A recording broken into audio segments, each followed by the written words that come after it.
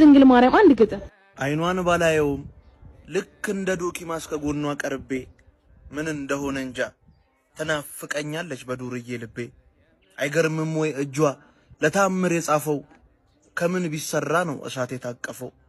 አልቆ አያውቅም የኔ ተስፋ ነውራ ኃጢአቴን እያወቅኩኝ እመኛለሁ አንድ አግኝቻት ቀሚሷ ስር ባለቀስኩኝ። አፋፍ ቢሆን ገድጣይ ቢከበኝም ዙሪያ ገደል አይቆጨኝም ዘላለሜን አንድ አይቻት ብፈነገል።